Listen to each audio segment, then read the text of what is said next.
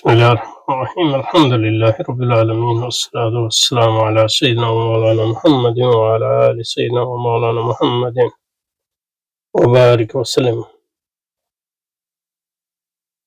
اللهم ربنا أرنا الحق حقا وارزقنا اتباعه وأرنا الباطل باطلا وارزقنا اجتنابه. اللهم أرنا حقائق الأشياء كما هي ربنا زدنا علما وعملا وإخلاصا يا رب العالمين. اللهم أرنا حقائق الأشياء كما هي. اللهم انصر أولياءك في مشارق الأرض ومغاربها. اللهم انصرهم على عدوك وعدوهم إنك على كل شيء قدير. اللهم فرج عنا وعن إخواننا في مشارق الأرض ومغاربها. اللهم نفس كربنا وكربهم ثبت أقدامنا وأقدامهم والطف بنا وبهم يا أرحم الراحمين يا رب العالمين. وصلي وسلم على سيدنا محمد وعلى آل سيدنا محمد وبارك وسلم وسلم عليه. سبحان ربك رب العزة عما يصفون وسلام على المرسلين والحمد لله رب العالمين. رحمتك يا أرحم الراحمين. آمين آمين يا رب العالمين. Okay, so we were here somewhere. It appears to me that we had covered that. It appears to me that um, time regarded as the fourth dimension of space really ceases to be time. That was part of Allama Iqbal's critique of Einstein's conception of time in his theory of relativity. Now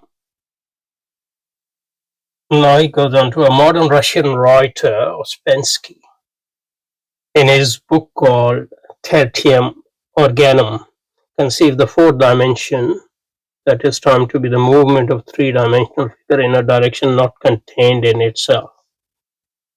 So that sort of seems to gel well with Allama Iqbal's creative conception of time. Let's see the footnote first and then we'll talk a bit about it. It's just a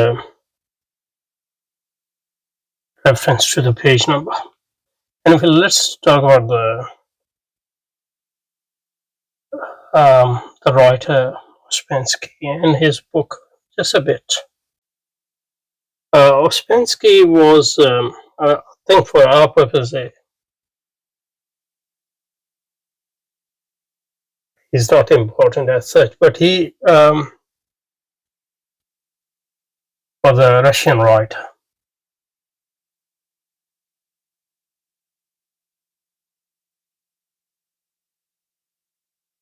Apparently a philosopher. I used to have this book in my library when I was young. Philosopher, I don't remember whether I actually read it or not. Philosopher, and esoterist.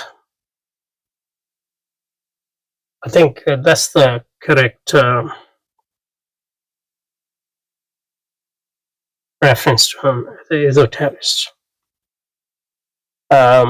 And he was a follower of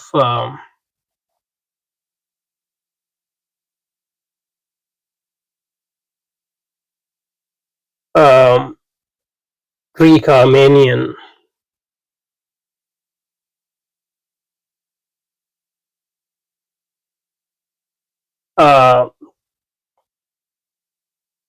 teacher called George Gurdjieff. And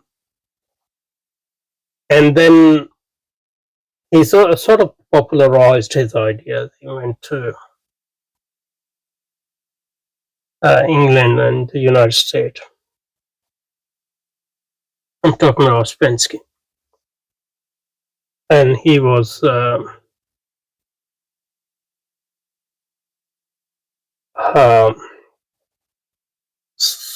sort of popular writer and speaker.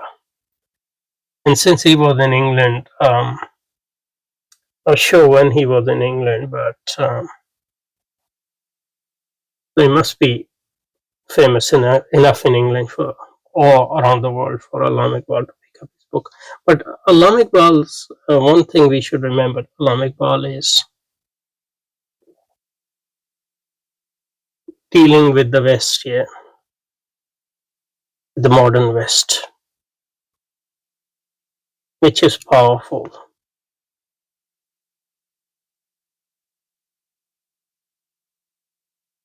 And he believes that the dominant philosophies are against, incompatible with Islam and religion.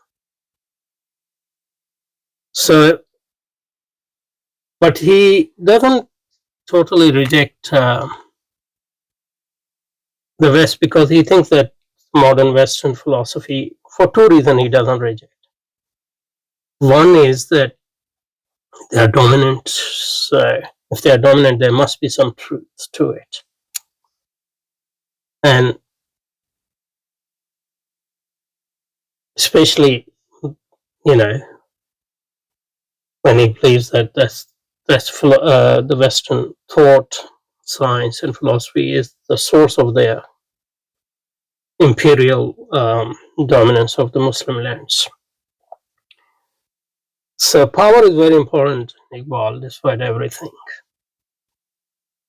But for him, power is material as well, spiritual. The second thing is that he believes that the Western sciences, all that is good in the West actually, is development of key insights of the Quran and Islam.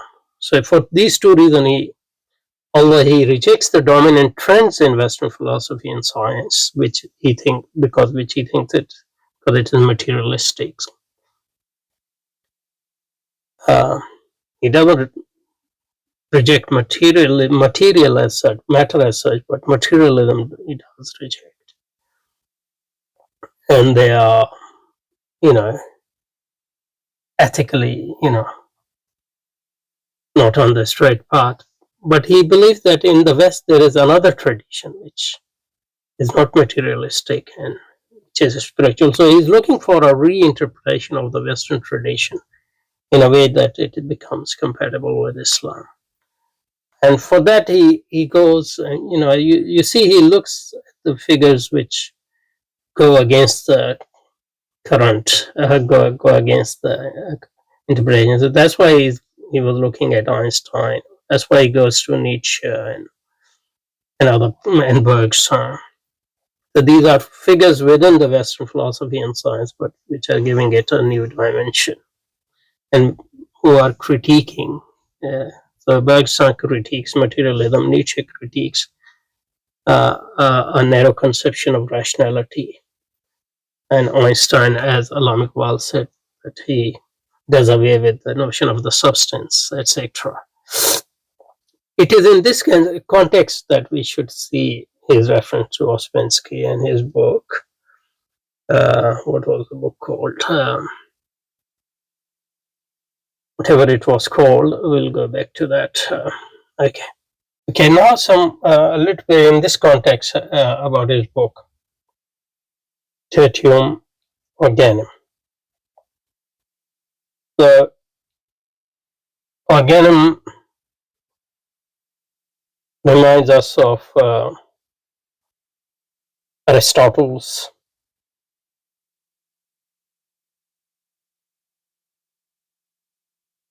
organum, but it also reminds us of Francis Bacon's ovum organum, new organum. So in a way, Ouspensky, as he is known in the West, I think is that's the English version of his Russian name.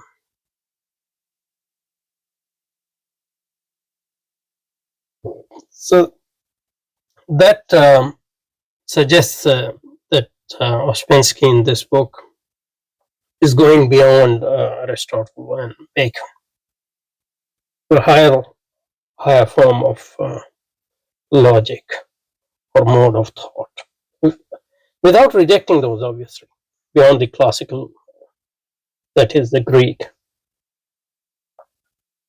and the positivist.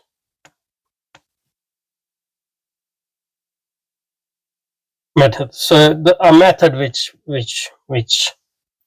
is scientific but a richer conception of science which not only incorporates mistake experiences but also provides room for that. So that's the sort of thing would sit well with Islamic Iqbal for sure. Okay. So one of the things which Ouspensky does in the book is that our perception of the world is limited by our five senses.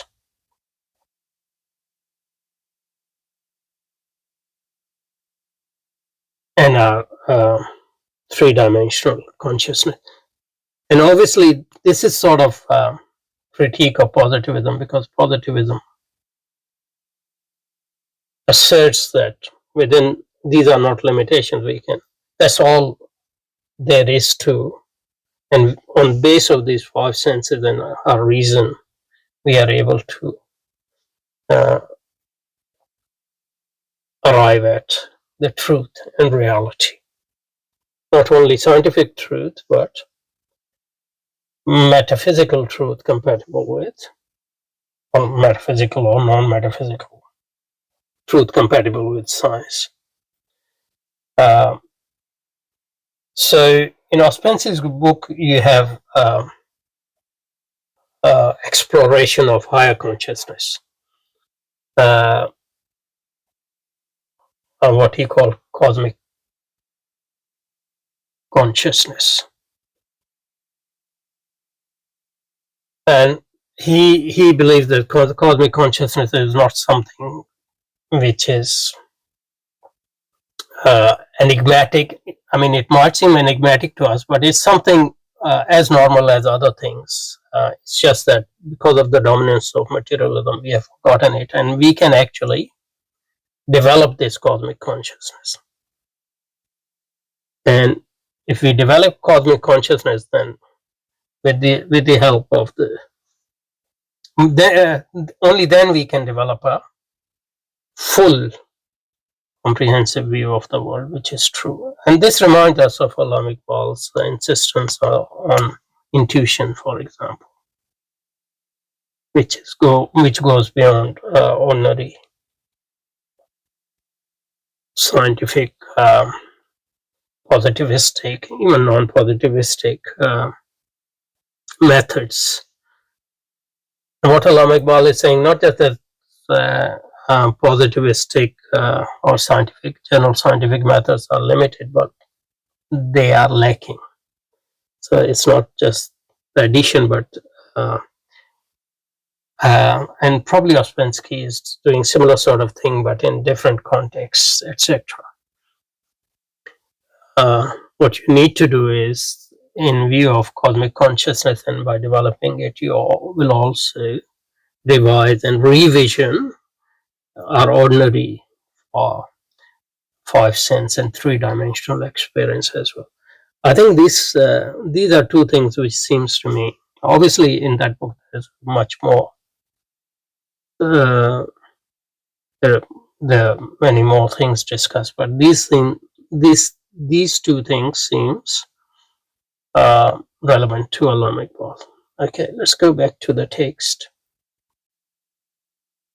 So a modern Russian writer, Ouspensky, in his book called Tertium Organum, conceived the fourth dimension to the movement of three-dimensional figure in a direction not contained in itself. So it goes beyond our world of three dimensions, and also cosmic consciousness goes beyond our world of five senses, etc. Just as the movement of the point, the line, and the surface in a direction not contained in them give us the ordinary three-dimensional space.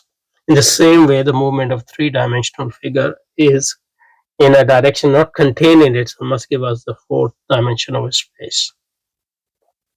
So without getting into the specific, I mean, specifics are not that important. What is important is both are exploring something, a different dimension to the world. So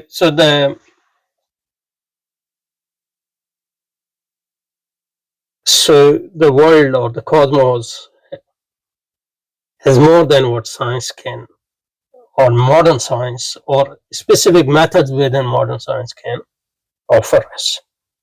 In Islamic world, there are infinite dimensions or infinite possibilities, and we can, our narrow version of science, especially classical physics,